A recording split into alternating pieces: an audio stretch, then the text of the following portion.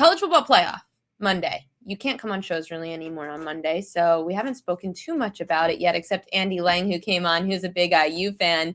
Indiana, Miami, that game, January 19th, 7:30 p.m. Eastern time. IU's laying a pretty hefty number for a natty, around 8.5. Is it too many points? I think it is. These are two of the slowest. No one wants to believe in Miami, even now.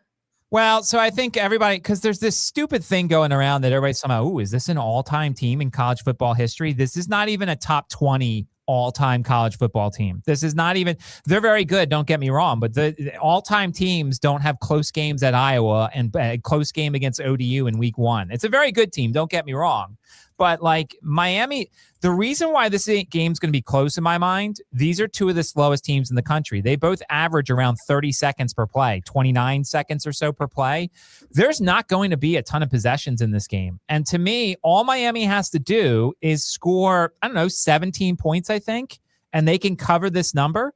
Now, look, Indiana can outclass them. They can win 24-10. Kurt Signetti could have the best game plan of all time, and this game could be a blowout. But I really think there's not going to be a lot of possessions in this game.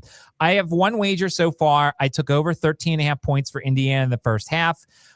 Miami's going to be without one of their corners due to that terrible targeting penalty in the second half of the last game. I think Indiana takes advantage of it. If you can bet like Fernando Mendoza to have a first half touchdown, I'd look at it. I think Indiana's going to come out firing through the air early to take advantage of it. That's not to say Miami doesn't have a good secondary in general, but like I think Indiana early is going to try and throw all over Miami. So when it got to 13.5, I took a little bit on DraftKings for the over for the first half. I don't know. I'm still working through all the stuff. The guy that I like player prop wise is Charlie Becker, who is the third wide receiver for Indiana. He's a guy that's come on as of late. He's had 2 catches in each of the 2 playoff games, but he's had long receptions. There's like 30 yards plus, I think, in each game.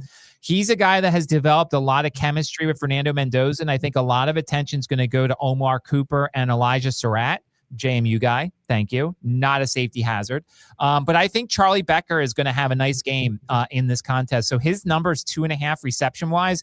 I think I'm going to play over 2.5 here. I got to find a place where the juice is reasonable. But I like Charlie Becker. I think if there's an MVP sort of bet, Mendoza's probably going to win. But if he doesn't, Charlie Becker might be a guy who gets involved a lot in this game.